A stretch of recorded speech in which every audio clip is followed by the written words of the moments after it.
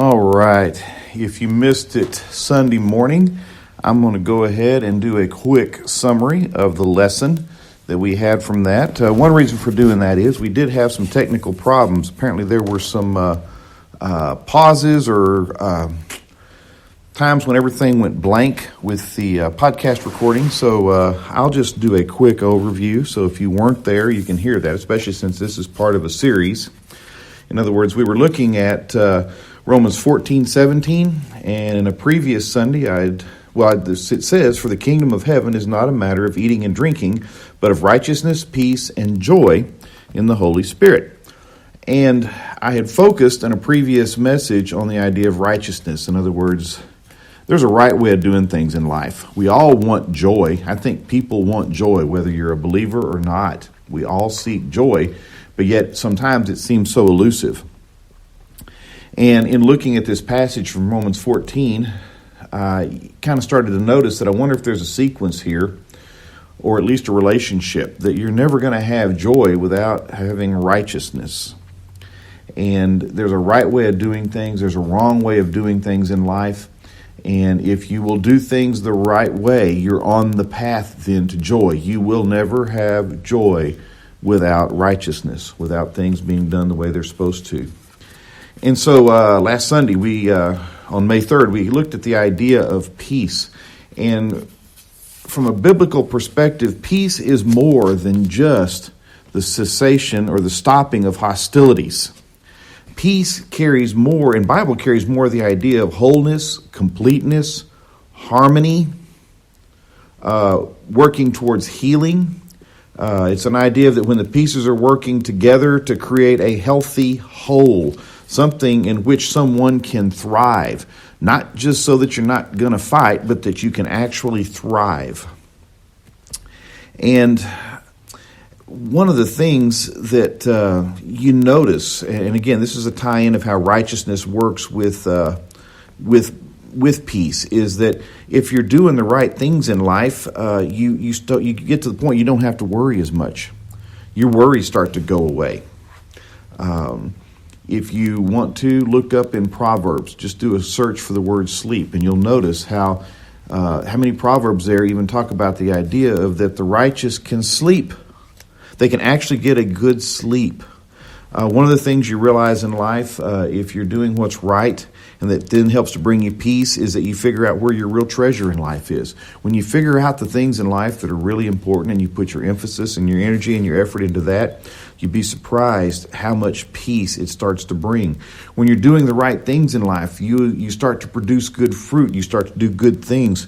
And one of the things that you're going to notice in life is that when you're doing the right things, other good things come to you. Have you ever seen people in life? They just seem to get one good opportunity after another, and it just seems like more comes their way than should be fair.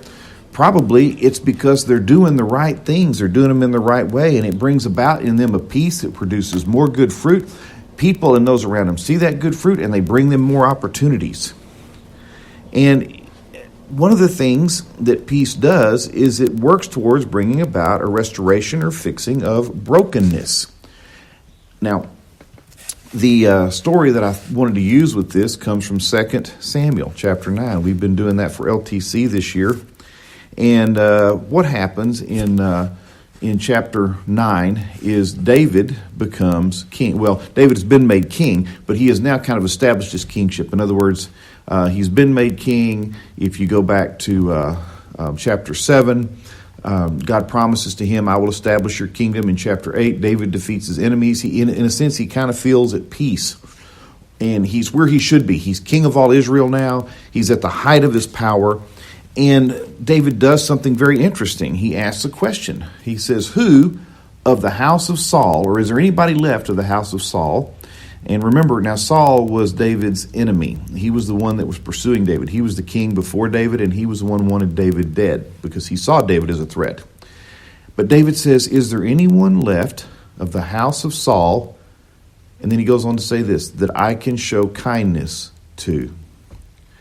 And it's pointed out that Jonathan, Saul's son, has a son named Mephibosheth.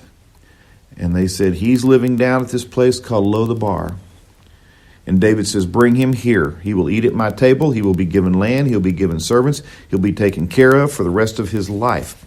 And I just pointed out Sunday morning that David was at the height of his power at this point when you come to 2 Samuel chapter 9. And he could have done anything he wanted to. He could have eliminated, if he had wanted to, he could have eliminated Mephibosheth as a possible threat to his throne. But instead, David works toward what? Healing and kindness. David is in a position of power. He can do whatever he wants, and he goes out of his way to invite Mephibosheth to his table and to make sure that he is taken care of. In other words, David says, in essence, I want to be about healing. That's what David is trying to do. And there's lots of ways that we could explore that. He wants to, well, like one of the examples I used is marriage. There's a right way to do marriage. There's a wrong way to do marriage. And if you'll go about doing it the right way, it brings peace to that marriage and to your life. And one of the things that fights against us, I think, in our marriages today is that our culture has expectations about marriage that are not going to bring about peace and are not going to bring about wholeness. One of the expectations that I see in our culture today is that people think this other person is going to complete me. They're going to fulfill all my needs and be everything I ever need. And that's not the case. You figure that out if you've been married very long. But if you have a culture that teaches you that today, and you go into marriage with that expectation, it's not going to lead to peace and to wholeness and to harmony. Not unless you change that view. I mean, I suppose you could change that view, and that's what people have to do if they're going to make it through in a marriage. But in other words, that's an idea of where there's a right way to do marriage, where you realize that, you know what, this person is not going to complete me. I need God to be as much a part of this marriage as that other person. And it's the two of us trying to please God and carry out the mission for God, the mission that God has for us in this world, that is going to bring us peace and then joy. I always like the expression, marriage is not to make you happy, but to make you holy. So that's just one example. Finish with this verse from Proverbs 24:30. A heart at peace gives life to the body, but envy rots the bones. Let me say that again now. A heart at peace gives life to the body, but envy rots the bones. So do you want joy in life?